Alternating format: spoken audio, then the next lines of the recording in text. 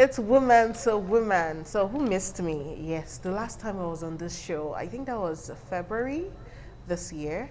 It's been such a long time, and then I had this very long protruding stomach.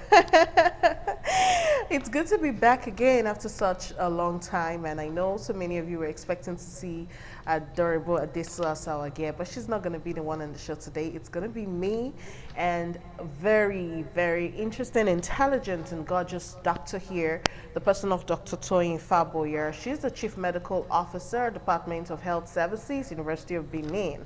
It's such a delight to have you, Dr. Toyin. Thank you. All right. So we're going to be talking about menopause. It's it's something that almost every woman might have to go through, will go through if you get to a certain age. But what age is that? Are there ways you should prepare for this thing called menopause? Are there signs and symptoms that come with it? Is it the same thing as some people who have their periods just stopping suddenly? How do we know that it's not menopause that just started like that? You know, the way some people start menstruating as early as 9, 8.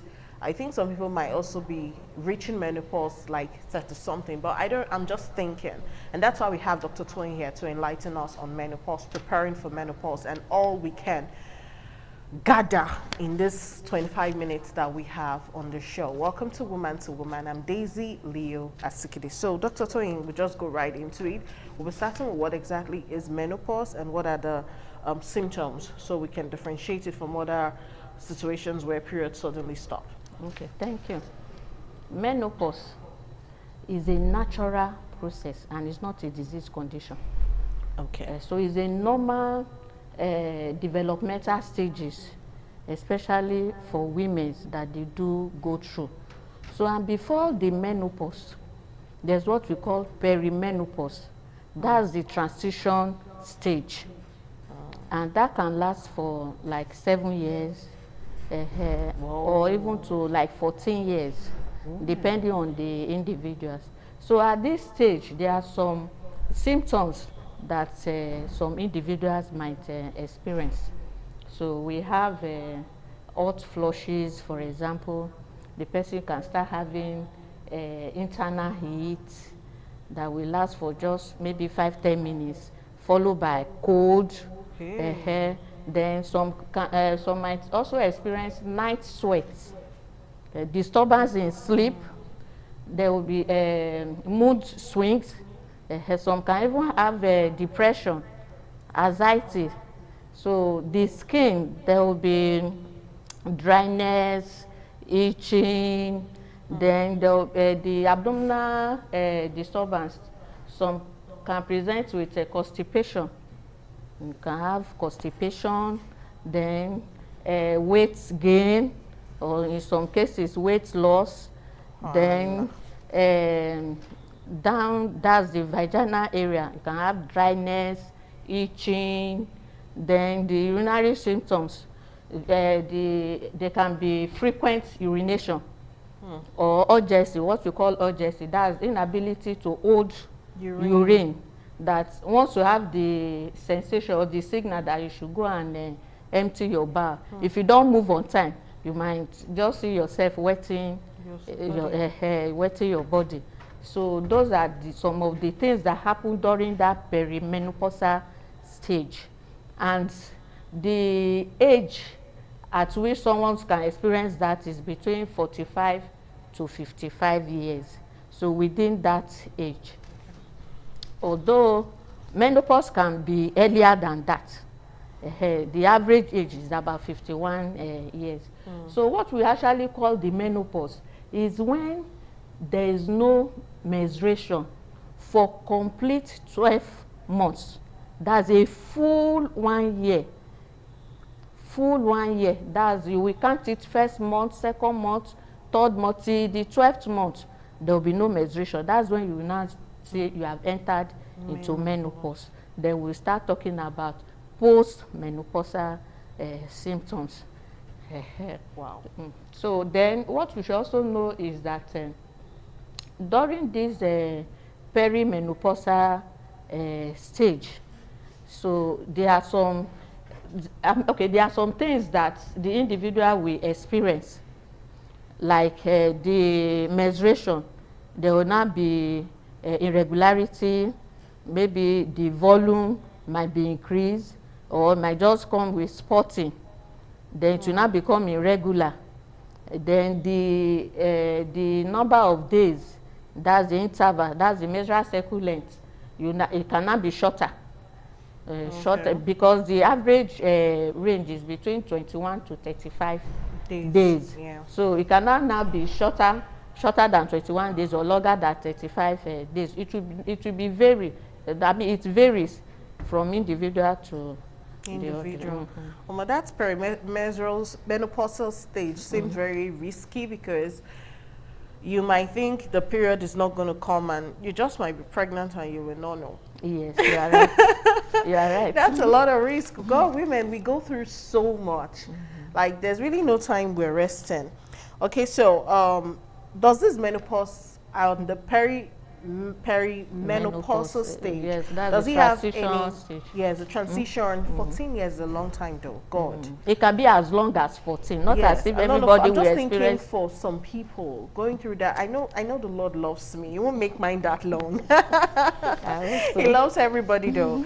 Okay, so I'm just saying, questions about asked, does he have any effect on the health of the woman, like the sexual health? You talked about distorted sleeping cycle, but does it affect sexual health? You've also said it affects mental health sometimes, Yes, depression. yes. But what of the sexual part? The sexual part, at that point, because of the dryness, so they might now start having pains during the intercourse. They can start having pains. Then the sexual drive will be reduced. So at this point, you can just see some women will just tell you, I beg, I'm not interested in all those areas, which is not acceptable for a happy family. So they now have to develop a coping mechanism to cope with it, because that's the stage that you should really be close to your husband and enjoy your sexual life. Interesting. All right. There was something I was reading earlier, and someone wrote on Reddit that you could do some hormone therapy to prevent most of these things, and also to elongate the times you menstruate from. So that some women, maybe they are trying to conceive, but they've stopped, their menstrual period is already distorted. They're already in the perimenopausal stage. They get some kind of treatment, some herbal, some other normal medical procedures to help them ovulate every month. Does that have any effect whatsoever when we eventually reach? It's not advisable, because as I said earlier on, it's a natural process. Is part of the normal developmental stages a woman go through. So it's not a disease condition that will now require the treatment. Only what you need is just the coping mechanism. But there are some cases, the extreme cases, that it will now require the hormonal therapy. That's hormone replacement therapy. But for a few individuals, because it can be so disturbing. Yeah. Yes, it can be so disturbing. Just like some ladies or women, they do experience dysmenorrhea. That's painful menstruation. You can see that some will really experience it to the extent that it will disturb them from going to work, going to school.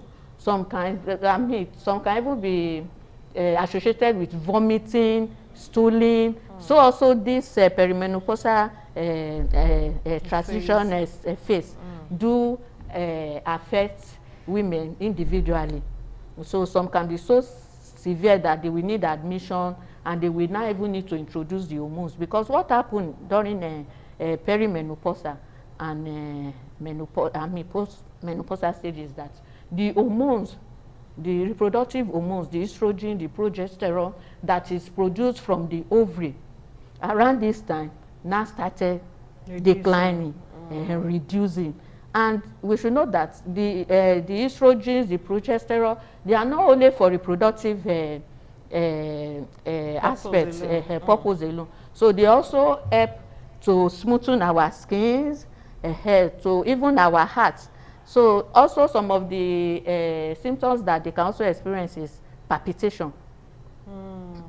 So at this stage, they are now predisposed to cardiovascular diseases. That's heart issues, BP. They are disposed to it due to the changes that is occurring in the system, in the body. So let's talk about the coping mechanism. In fact, I think that's now the most important part of this conversation. Okay. So what are these coping mechanisms women can introduce to their life to just make it easier? So walk through, Go ahead. it. So some of them, for example, they need to now undergo what we call a lifestyle modification in their diet. Like you need to now incorporate more vegetables and fruits to your diet so that you'll be able to move your bowel freely, because when there's a constipation, it's not good for healthy living. So by the time you incorporate more vegetables and fruit to your diet, you'll be able to scale through that area. Then in the sexual aspect, there's need for you to now start using lubricant. It will help. Lubricants will help. Then as per the urinary symptoms, you also need to check if there's a urinary tract infection, because at that stage they are prone to having a urinary tract infection. So for you to differentiate that this is a normal menopausal symptoms or is a UTI, so you need to still go for a check. For example, if you're having frequency, that's urinating frequently, you're having painful urination, or you are not able to hold your urine for long. Although it's not encouraged to be holding your urine, but at least you should be able to hold it to where you will urinate. Maybe you are pressed now, you should be able to hold it to when you get to the restroom, not as if you now start wetting yourself. So all those things. Then the sleeping aspect, make sure that there's cross ventilation in your room. Then you wear light clothes before you sleep. Then try and get off the screen. You know, we are so used to this our phones, handsets. So try and get off the screen for at least 1 to 2 hours before you go to bed, and then try and sleep early. Then when you are going out, try and wear a kind of comfortable clothes that has jacket, so that by the time the cold comes, you quickly just put up your jacket. I mean, if it's And if you just remove it and just hold it with a style. So those are the coping mechanisms. Yes. Help. All right. This is Woman to Woman on Independent Television. We're talking about coping with menopause. We've talked about the perimenopausal phase and some of the things that women naturally would experience, because I mean, menopause is a natural thing. It's going to occur whether you like it or not at some stage in your life, and what you can do to help yourself just go through the phase without it becoming too much of a problem, affecting your life too much, and or your career or your marriage or family in general. Let's go on a break on the show. We'll be back shortly. Okay, so we're talking about menopause, and off camera we're just talking about that it's not only women that go through menopause, so men also go through their own, even though it's not called menopause. It's almost same thing. They go through a time where the progesterone reduces. Can somebody shout hallelujah? Anyway, my name is Daisy Leah Sikiri, and this is Woman to Woman. I have Dr. Toyin Faboya with me. She's from University of Benin, Department of Health Services. She's actually the Chief Medical Officer there, and we're talking about managing menopause. All right, so she mentioned a few other things before and during the break, and we're just going to let you go back to them. You were talking about hydration, and then I talked about supplements. So we'll talk about that now so that others could learn. How important is hydration at this phase, both the pre and the menopause itself, the post, and then what use can all these supplements offer? What use are they at this time? Thank you. There's need for proper hydration And the best fluid for hydration is your water. Your water. Although you can still have some fluid from the fruit, even from the food we eat, we still taking some fluid from there. Yeah. But the proper fluid for rehydration is water, and you should know how to take the water. Like for example, in the morning, maybe when you wake up around 6:37, you can just take a sachet of water. First thing. The first thing, it will help. Maybe after 20-30 minutes later, you have that urge to empty your bowel, to empty your bladder. You will now feel light, and then during the day you just be sipping in the water, because by the time you just go it down, your bladder might get full on time, and then it might be inconveniencing for you to start looking for where to empty. So you have to know how to take the water to really get the benefit. So by the time you now start sipping your water during the day, then you should stop that by 4 o'clock. Okay. So at dinner, you just need a little water, maybe to push down your food. That's all. So that during the night sleep, you will not be disturbed, especially around that 2 to 3 a.m. Because while sleeping is very, very important. The cells do carry out repair process. So you also need adequate sleep and effective sleep. Not only to just be disturbing during the sleep hour, you won't get the benefit of the sleep. So you need adequate sleep, and because the cell will now carry out repairs at that time. Then you need physical activities. You need to be moving, exercise, brisk walking, just walking around your compound 15 minutes in the morning, 15 minutes in the evening, or if you can do it at a time, 30 minutes a day. 5 days in a week, you are covered. It will help. Then adequate sleep. Then try and do some kind of checkup, especially your cholesterol. Check your cholesterol, check your blood pressure, check your blood sugar, your urinalysis. In fact, you can even check your stool for occult blood. What's that? Occult blood, that's invisible blood in the stool. Okay. In the stool. So the blood cells, there's a way they can get that from the lab. So they will check. So as to make sure that the system, they are really working properly, and there's no hidden abnormal development in the cells. So if we do all of these, we will not need any kind of supplements. All those vitamin D, vitamin E, A that naturally women just like to consume. Okay. It's not, in my own opinion, in my own school of thought, I don't support supplements. Oh, okay. Because you have to know what you are supplementing, the level, those vitamins, minerals that you want to supplement. You have to know the level they are in your body before you know if you need additional or to reduce or to even reduce. Because even sorry, I even forgot to point it out that during this stage, the bone density also reduces. That's why they are prone to fracture when they fall, and we don't encourage. And in fact, we don't like the elderly or those at that stage to fall, because they are at risk of fractures. So the bone density is reduced at that point. So, okay, you might not think that, okay, since the bone density is reduced, let me just be taking calcium. But you have to know what your own the serum calcium is in your system. There is a range that it has to be. So don't just do anything unless you see a doctor. Yes, you have to see a doctor for proper prescription. Okay. Because if the calcium is too much, it can lead to development of stones. So because it will not combine with other substance in the body, and stones will develop. It can develop in the kidney, the gallbladder, and so on. So you don't just take all those things on your own. All right, so finally, before we'll go, are there sensitization programs that are being held? Are there places women could get materials, and men especially, not only because they have their own phase, but we need these men to understand when women are going through this stage. Yes, many men don't understand. Especially the mental health aspect. And the sexual health. Don't put especially only mental. And the sexual health part.